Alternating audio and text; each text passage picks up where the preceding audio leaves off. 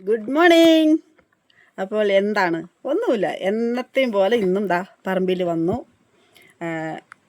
ഇന്നത്തെ ജോലി എന്നാന്ന് ചോദിച്ചാൽ ഞാൻ 3 വാഴവിത്ത് ഇന്നലെ ഏത്തവാഴയാണേ, കുല വെട്ടി കഴിയുമ്പോൾ അത് പിരിച്ച് വെക്കണമല്ലോ. ഞാൻ ഇന്നലെ വന്നിട്ട് ഇരിഞ്ഞെടുത്തു. ഉണ്ടോ, ഇതൊക്കെ കുത്തിയെടുക്കാന്ന് പറഞ്ഞാൽ ഇച്ചിരി പണിയല്ലേ അലുവങ്കന്. അതുപോലെ 3 ഏത്തവാഴ വിത്തുണ്ട്, ഇത് 2. അപ്പം ഇത് ഇന്നലെ ഞാൻ എന്നിട്ട് മരുന്നിൽ മുക്കി വെച്ചു. മരുന്നുണ്ടോ, മരുന്നിലൊക്കെ മുക്കി വെച്ചിരിക്കുകയായിരുന്നു. അപ്പം അതിനോടൊപ്പം തന്നെ ബഡിൻ്റെ 2 ഇനം പേരത്തൈ വാങ്ങിയിട്ടുണ്ട്. ഒന്ന് പുളിപ്പേര, ഒന്ന് നാടൻ പേര, പിന്നെ ഒരു മാതളത്തൈ. ഇത്രയും ഇന്ന് എനിക്ക് കുഴി കുത്തി ചാണപ്പൊടി ഇട്ട് നടുക എന്നുള്ളതാണ് മെയിനായിട്ടുള്ള ജോലി. അത് കഴിഞ്ഞാൽ പിന്നെ പറമ്പിൽ തഴച്ച് കയറി വരുവാണ് കാട്. ഒരു മഴയൊക്കെ പെയ്ത് കഴിയുമ്പോൾ അറിയാലോ, ആ കാട് ഇന്ന് ഓരരികേന്ന് പറിക്കണം. കാട് പറിക്കൽ നടക്കില്ല, ഓരോ വൃക്ഷത്തിൻ്റെ ചുവട്ടിലെ കാട് മാത്രം പറിച്ച് വളവിടാം, അല്ലെങ്കിൽ കാട് പറി മാത്രമേ നടക്കുകയുള്ളൂ. എൻ്റെ കൃഷി അവിടെ നിന്ന് മുരഞ്ഞു പോകും. അപ്പോൾ ഇന്നത്തെ പരിപാടികൾ അതാണ്. ഓക്കെ, അപ്പോൾ നിങ്ങളതൊക്കെ ഓർക്കും ചിലപ്പോൾ, ഇതെന്താ എന്നും ഈ കൃഷി പണി എന്നൊക്കെ പറഞ്ഞു. ജീവിതത്തിൽ ഓരോരുത്തർക്കും ഓരോ ജോലിയിൽ അവർക്ക് ഒരു സന്തോഷമുണ്ട്, ഒരു തൃപ്തിയുണ്ട്.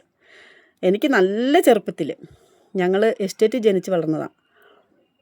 അപ്പോൾ അവിടെ ഞങ്ങൾക്ക് ഈ ഒരു ക്വാർട്ടേഴ്സായിരുന്നു, ഒറ്റ വീടായിരുന്നു. എൻ്റെ അച്ഛനടുത്ത് ഹെഡ് ബ്ലാച്ചറായത് കാരണം ഞങ്ങൾക്ക് ക്വാർട്ടേഴ്സായിരുന്നു.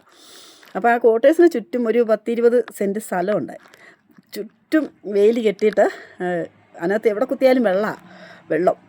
അപ്പോൾ അവിടെ ഞങ്ങൾ ചെറിയ കുളമൊക്കെ കുത്തിയിട്ട് നല്ല കൃഷി അങ്ങ് ചെയ്തു. അച്ഛനും അമ്മയും കൃഷി ചെയ്യും.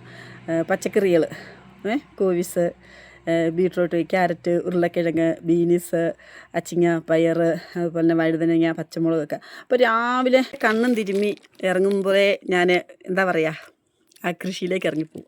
അമ്മ പറയും, മോനെ 2 പച്ചമുളക് പറിച്ചുകൊണ്ട് വന്നേ, അല്ല അമ്മ പറയും സാമ്പാർ തരാൻ 2 വഴുതനങ്ങ പറിച്ചുകൊണ്ട് വന്നേ എന്ന് പറയുമ്പോൾ ഓടി ചെന്നത് പറിക്കും. ആ പറിക്കുമ്പോൾ എൻ്റെ മനസ്സിലുണ്ടാകുന്നൊരു സന്തോഷമുണ്ടല്ലോ. ആ ശീലമാണ് ഇന്നും. അപ്പോൾ ചുട്ടയിലേ ശീലം ചുടല വരെന്ന് പറഞ്ഞത് സത്യമായ കാര്യമാണ് കേട്ടോ. അത് നമ്മുടെ കുടുംബത്തിൽ നിന്ന് കിട്ടണം. കുടുംബത്തിൽ നിന്ന് നമുക്ക് എന്താണ് കിട്ടുന്നത്, അതായിരിക്കും നമ്മുടെ ലൈഫിൽ.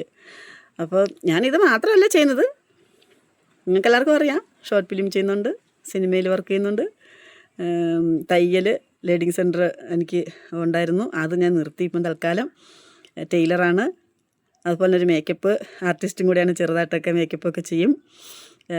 അങ്ങനെ നമുക്ക് എന്തൊക്കെ ചെയ്യാൻ പറ്റും അതൊക്കെ ചെയ്യും. ഞാൻ ചെയ്യുന്ന ഏതൊരു ജോലിയിലും ഞാൻ അതിലൊരു കലയാണ് കാണുന്നത്. കൃഷി ഒരു കല തന്നെയല്ലേ, പാചകം ഒരു കലയല്ലേ, മേക്കപ്പ് അതൊരു കല തന്നെയല്ലേ, സിനിമയിൽ അഭിനയിക്കുക എന്നുള്ളത് കല തന്നെയല്ലേ.